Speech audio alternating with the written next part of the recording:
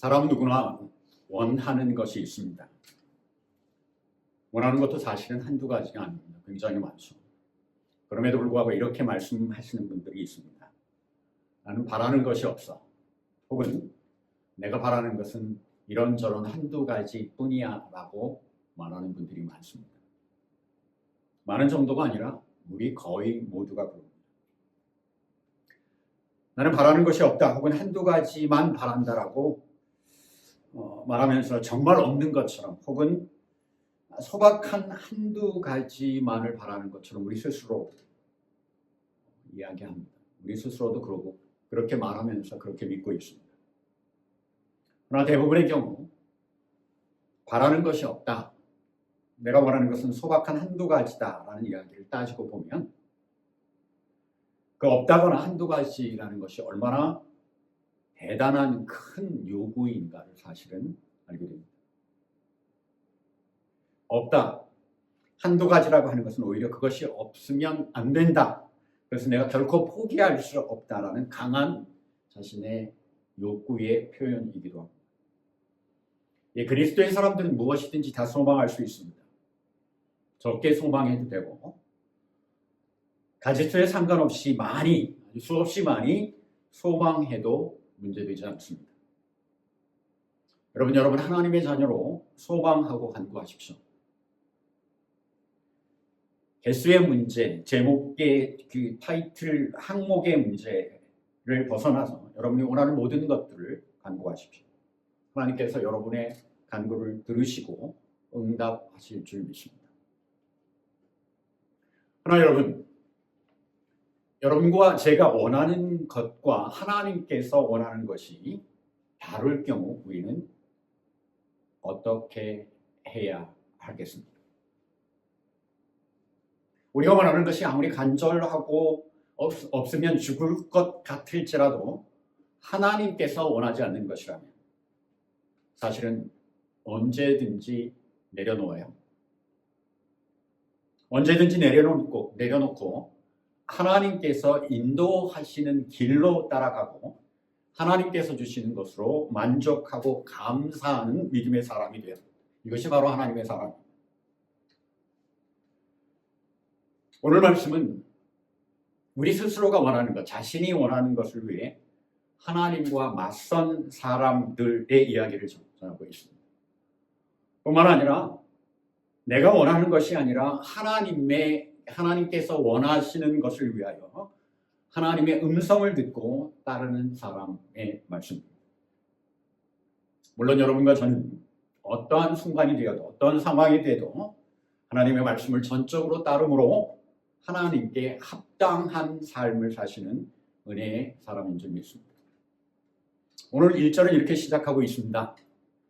그해 곧 유다 왕 시드기야가 다스리기 시작한 4년 5째 달 기브온 아수리아 아들 선지자 하나냐가 여호와의 성전에서 제사장들과 모든 백성이 보는 앞에서 내게 즉 예레미야에게 말하여 이르되 라고 시작하고 있습니다.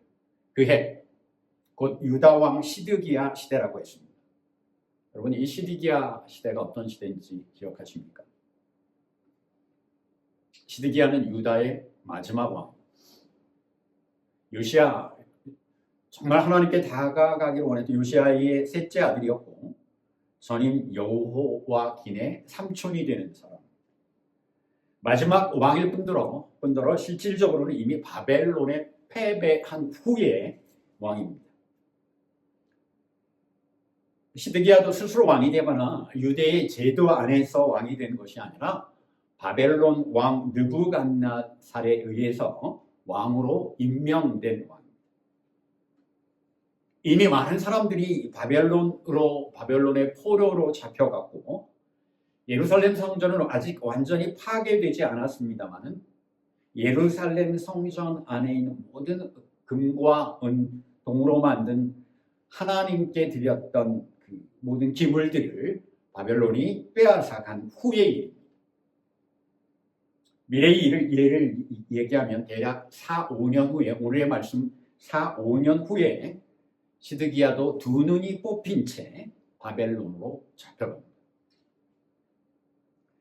시드기야가 돈으로 뽑힌 채 바벨론으로 잡혀갈 그때 예루살렘 성벽과 예루살렘 성전은 돌 위에 돌 하나 남지 않고 무너지게 됩니다. 그런 완전한 이스라엘의 파괴가 있기 바로 몇 년 전의 일이 오늘 1절 이야기하는 그 해, 곧 유다 왕 시드기야의 시대입니다. 선지자 하나냐는 성전의 정식 제사장은 아니었던 것으로 보입니다. 제사장이 아니고 정식 레위인이 아니고 요즘 말로 하면 인기가 있어 백성들로부터 선지자로 굉장히 추앙받던 사람임은 분명합니다. 오늘 10절의 말씀을 보면 선지자 하나냐가 선지자 예레미야의 목에서 그 멍에를 빼앗아 꺾었다라고 하는데, 멍에를 빼앗아 꺾을 수 있었던 것처럼 사실은 오히려 예레미야보다 선지자 하나냐가 대중적인 인기가 더 있었던 것으로 보입니다. 1절의 말씀만 보아도 여호와의 성전에서 대제사장들과 모든 백성이 보는 앞에서 예레미야에게 얘기했습니다. 성전 앞에서 대제사장들과 모든 백성이 보는 앞에서 예레미야에게 이야기할 수 있을 정도로, 그리고 하나냐가 이야기할 때 제사장들과 모든 백성이 모일 정도로 하나냐는 굉장한 영향력을 가진 백성들이 선지자라고 부르는 사람이었습니다. 무슨 이야기를 했느냐? 2절과 3절은 이렇게 전하고 있습니다. 만군의 여호와 이스라엘의 하나님이 이같이 일러 말씀하시기를, 누구에게 일르냐면 자신 하나냐에게 일렀다는 것이죠. 내가 하나님이 바벨론 왕의 멍에를 꺾었느니라. 3절, 내가 바벨론 왕 느부갓네살이 이곳에서 빼앗아 바벨론으로 옮겨간 여호와의 성전 모든 기구를 2년 안에 이곳으로 되돌려 오리라 이야기합니다.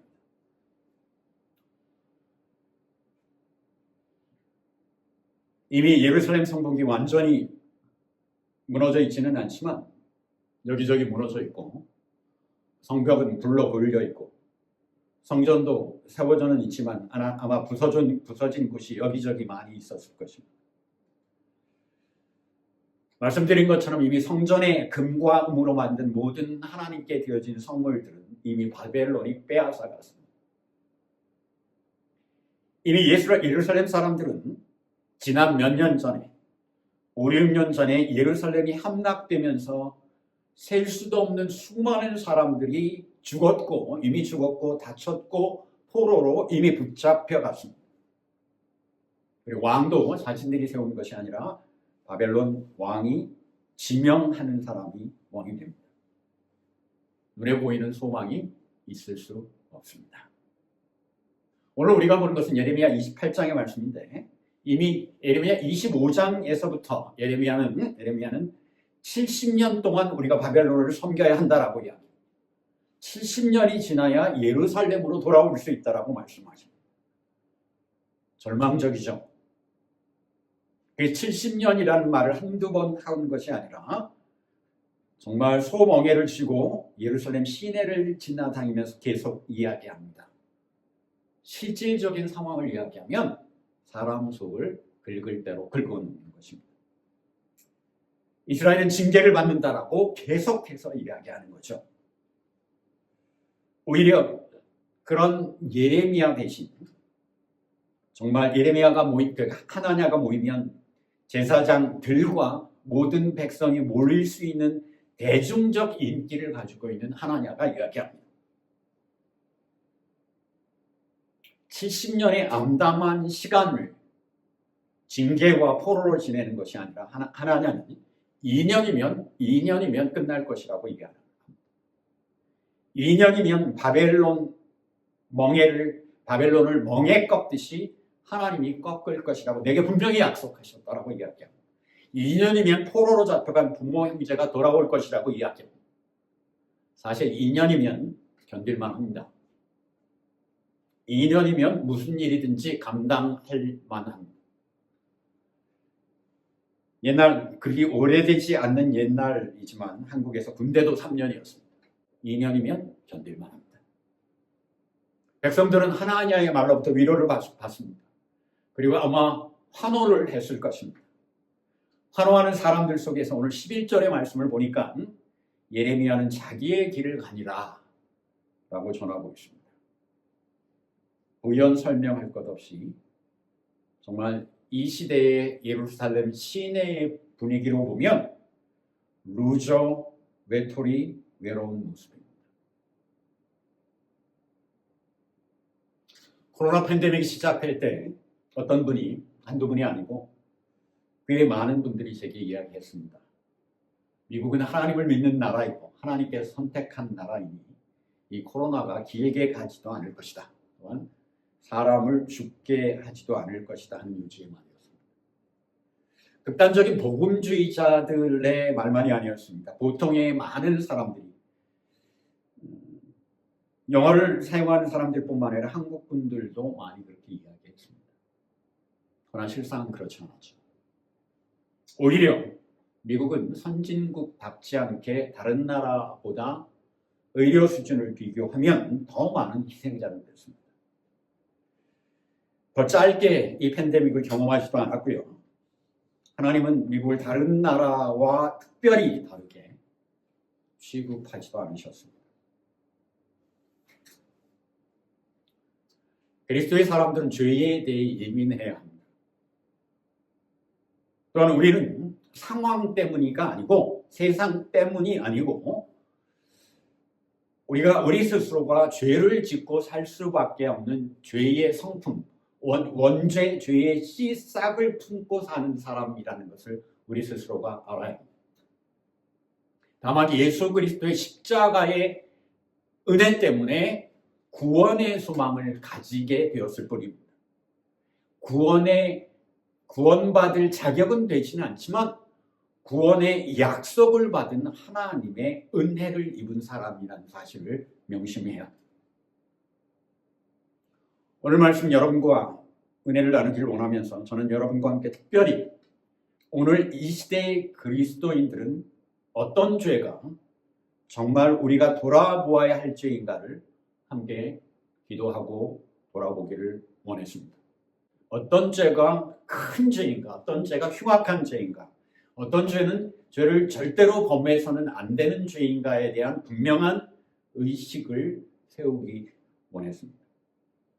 마가복음 3장 28절과 29절은 이렇게 전하고 있습니다. 내가 진실로 진실로 너희에게 이르노니 사람의 모든 죄와 모든 모욕하는 일은 사하심을 얻되 29절 누구든지 성령을 모독하는 자는 영원히 사하심을 얻지 못하고 영원한 죄가 되느니라 하시니 예수께서 친히 하신 말씀입니다. 모든 죄는 용서받을 수 있다. 그러나 성령을 모독하는 죄는 영원히 용서받지도 영원히 지워지지도 않는다라고 분명히 말씀하십니다.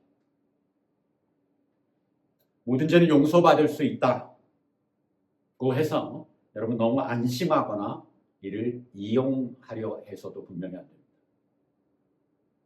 그럼에도 성령을 모독하는 죄라는 것에 대해서 우리가 대략은 이해는 되지만 무엇이 성령을 모독하는 죄인가? 이 죄가 얼마나 심각한 죄인가? 영원히 용서받지 못할 죄라는 것에 대해서 우리가 정말 가슴으로 절실히 느끼고 있는가? 이 시대가 정말 특별한 시대라고 해서 뿐만이 아니라 저는 그렇게 보고 있습니다. 그래서 뿐만 아니라 우리가 모든 사람들이 이 시대, 자신이 사는 세대를 주목해 보아야 하는 것은 내가 하루하루를 사는 날이라는 것입니다. 그렇기에 다른 시대보다 특별하지 않아도 나한테는 굉장히 중요한 시대가 바로 이 시대라는 표현입니다. 이 시대, 내가 살면서 오늘의 하나님의 이런 말씀 혹은 영원히 사함받지 못하는 죄가 된다는 말씀이 나와 관계가 있는가? 성령을 모독한다는 죄에 대해서 여러분과 저의 일상생활에 관계가 있는가? 왜냐하면 영원히 용서받지 못한다는 죄이기 때문에 분명히 우리가 짚고 넘어가야 하기 때문입니다. 여러분, 영원히 용서받지 못하는 죄가 얼마나 큰 죄인가를 여러분 느끼십니까? 영원히 용서받지 못하는 죄인데 여러분 경각심이 있으십니까? 대부분은 아니죠. 대부분은 나와 별 상관이 없는 것처럼 여깁니다. 그러나 사실 그럴까요? 우리가 성경이 전하는 말씀 중에서 죄라고 이야기할 때, 그것도 정말 우리의 고개를 흔드는 엄청난 죄, 대단한 죄라고 이야기할 때 여러분은 성경에 어떤 말씀을 떠올립니까? 죄에 대해서 이야기할 때 많은 분들이 다윗과 밧세바의 금지된 분류를 떠올립니다. 자신의 충성된 부하를 죽여서까지 행한 죄. 많은 분들이 이 죄를 죄로 예를 들고 있습니다. 다른 죄들. 성경이 전하는 가장 큰 죄는 사실은 창세기 첫 1장, 2장, 3장에 나오는 첫사람 아담과 하와의 죄이죠. 이 이상 큰 죄가 없습니다. 하나님 말씀을 거역한 죄요, 인류를 죄 속에 빠뜨린 참으로 잴 수도 없이 악하고 악한 죄. 그러나 우리는 이 죄에 대해서 우리가 저지르는 죄에 대해서 심각하게 생각하지 않습니다. 또한 유다의 죄이죠. 예수를 은 30냥에 판 죄. 정말 우리가 심각하게 보아야 할 이런 영적인 죄에 대해서 우리는 민감하지 않다는 사실을 깨달아야 합니다. 오늘 하나님 스스로가 말한 2절을 보니까 만국의 여호와 이스라엘의 하나님이 이같이 내게 너희 제사장들과 너희 온 백성들과 너 예레미야에게 말하라 말씀하셨다라고 스스로 말합니다. 스스로 하나님이 자기에게 말씀하셨다, 하나님의 말씀이라 예루살렘 여호와의 성전 앞에서 큰 소리로 말합니다. 거짓말이죠. 거짓을 하나님의 말씀이라 선포합니다. 하나님께서 하나냐에게 말씀하지 않으셨는데 하나님께서 자신에게 말씀하셨다고 거짓 선포합니다. 하나님께서 친히 정하신 70년을 자신의 마음대로 2년으로 줄입니다. 왜? 사람의 마음에 흡족하다. 여기 하나님께서 예레미야에게 친히 지라 말씀하신 멍에를 하나니아가 꺾습니다. 하나님이 지으신 멍에를 하나님의 허락 없이 자신이 하나님의 허락했다는 거짓을 하며 그 멍에를 꺾습니다. 사실은 하나님과 하는 모든 행동과 모든 말은 하나님의 말씀을 부정하는 것입니다. 하나님의 말씀을 거짓으로 만드는 것이요, 하나님께서 정하신 일을 인간 스스로 뺏고 꺾는 일이었습니다. 더 무서운 것은 하나님의 분노요, 하나님의 말씀이 중요한 것이 아니라 자신이 원하는 것, 백성들이 원하는 것이 더 중요하고 그것에 맞추는 선포를 하는 것입니다. 하나님의 말씀이 우선이 아니라 사람들의 마음, 사람들의 욕구를 충족시키는 큰 소리였을 뿐입니다. 여러분과 제가 이 하나님의 죄에 대한 심각성을 우리가 깨달아야 합니다. 또한 동시에 우리 스스로가 점검해야 될 것이니 이런 영적인 죄에 대한 심각성을 우리가 인지하는 능력이 있느냐, 그런 마음이 있느냐 확인해야 합니다. 오늘 이 말씀이 얼마나 큰 죄이고 두려운 사건인지 우리가 가슴 떨리는 부끄러움이 있는가를 우리 스스로 확인해야 합니다. 이 말씀이 주시는 이 말씀을 성경에 전하면서 우리에게 주시는 하나님의 무거운 경고와 이 경고를 듣는 떨림이 우리 안에 있는지 우리 스스로 돌아봐야 합니다. 물론 여러분은 죄에 민감한, 그러므로 이 말씀으로부터 영적인 떨림이 있는 하나님의 사람이신 줄 믿습니다. 분명히 저 또한 목회자로 회개해야 합니다. 하나님의 말씀을 온전히 날카롭게 그대로 전하지 못했습니다.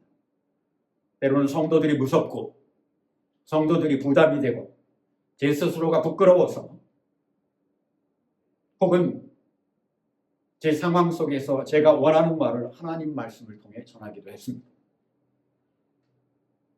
어떤 때는 선한 욕심이 과해서 무리하게 전한 말씀도 있고, 선한 동기로 실수를 한 것도 있고 오역을 한 적도 있습니다. 어떤 때는 말씀 자체보다 제 지식이 먼저였던 때도 있었습니다. 무엇이 되었든 하나님의 말씀 그대로 전하지 못한 죄를 지은 것이 다시 회개해야 합니다. 28절의 본문을 들어보면 하나냐가 얼마나 큰 죄를 지은 것인가를 우리가 바로 보는 영적인 눈이 있어야 합니다. 하나님께서 말씀하시지 않은 것을 하나님이 말씀하셨다 전하였습니다. 오히려 하나님 말씀에 불순종하고 대항하는 인간의 요구를, 나의 요구를 하나님 말씀이냥 소리 높여 전하고 있습니다.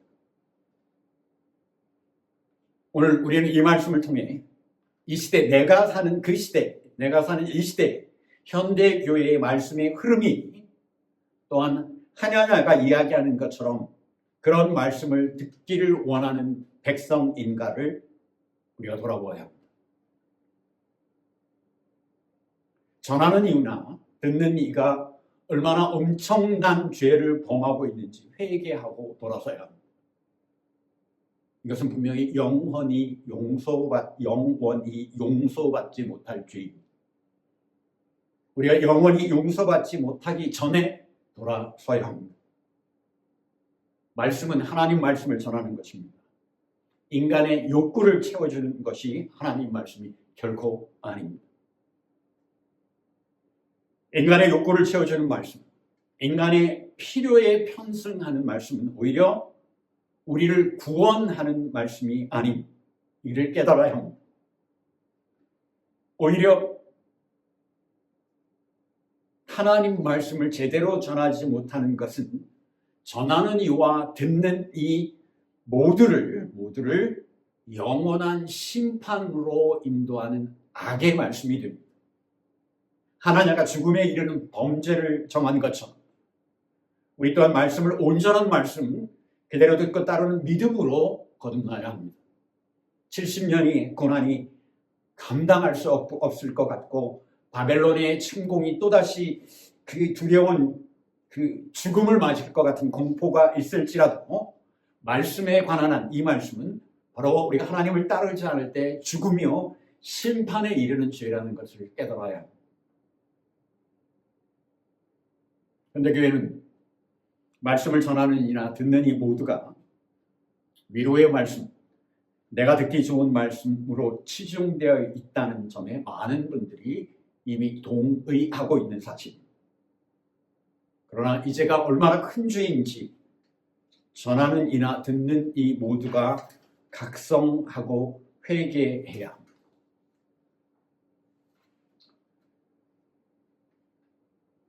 예루살렘 여호와의 성전 앞에서 하나냐의 말에 환호했던 사람들의 마음을 이해합니다. 언제 바벨론이 다시 쳐들어올 건가? 언제 다시 죽음의 공포가 닥치겠는가? 포로로 잡혀간 내 가족들, 내 부모, 내 형제, 내 자식이 돌아올 수 있을까? 그곳에서 고생은 하지 않을까?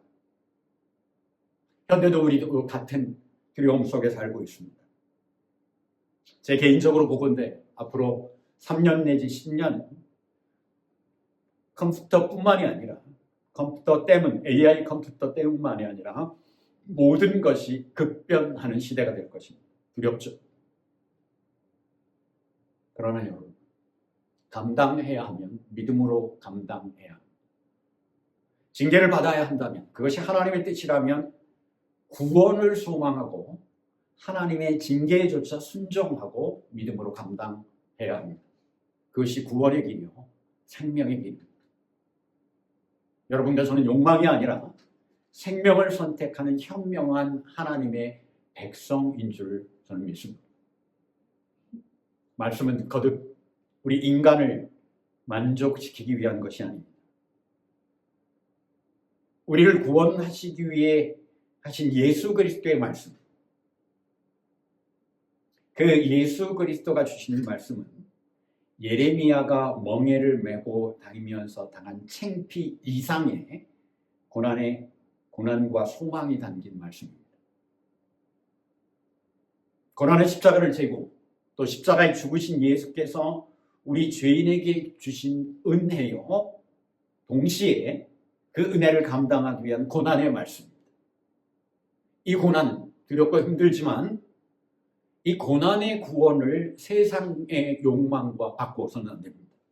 그러나 우리는 바꾸고 있습니다. 하나님과 십자가를 거역하는 죄를 범하는 것뿐만 아니라 우리 스스로를 영원한 심판에 처하게 되는 죄를 우리 스스로에게도 범하고 있습니다. 믿음의 사람들은 회개하고 십자가 고난의 믿음으로 돌아가요. 그것이 우리를 살리는 길입니다. 예레미야가 멍에를 지고 예루살렘 시내를 돌아다녔을 때 얼마나 창피하고, 예레미야가 그런 자신의 그 창피한 수치심이 없는 사람이 아니에요.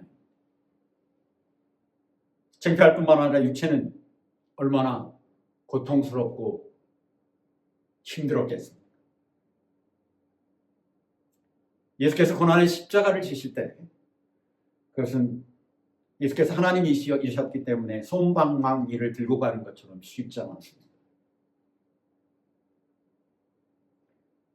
하나님과 멍에의 수치와 고통을 감당하는 것, 예수께서 십자가를 지셨을 때 그의 마음, 육체는 힘들고 인간적으로는 수치 속에 정말 부끄러움을 당할 수밖에 없지만, 예레미야는 멍에를 지고 가면서, 예수께서는 십자가를 지고 가면서 구원받을 영혼을 생각하면서 그의 영혼은 기뻐하셨을 것입니다.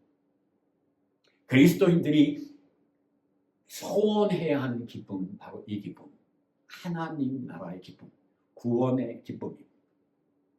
고난은 육체에는 고통을 주지만 믿음으로 하나님이 원하시는 징계, 심지어는 징계에 원하는일지라도 우리가 하나님이 인도하시는, 그리고 예수께서 당하신 고난을 따라가는 것은 하나님 나라의 기쁨이 담겨 있습니다. 여러분이 이 믿음의 기쁨을 경험하는 믿음의 깊은 곳으로 나가기를 소원합니다. 이 땅의 욕망이 아니라 하나님 나라의 소망을 담는 믿음으로 우리가 회복되어야 합니다. 예수께서 십자가를 지심으로 우리를 구원하신 것 같이 우리 또한 예수를 따르는 믿음으로 하나님 나라를 얻어야 합니다. 소망과 기쁨을 이 땅의 성공과 이 땅의 환희와 이 땅의 인기와 이 땅의 욕망을 채우는 것으로 우리가 하나님에 대한 믿음을 삐뚤게 가져서는 결코 안 됩니다. 구원에 대한 소망과 하나님 나라의 기쁨을 얻는 여러분이 되시기를 소원합니다. 그 은혜로 이 세상을 믿음으로 이기는 여러분과 저의 한 주간이 되기를 소원합니다.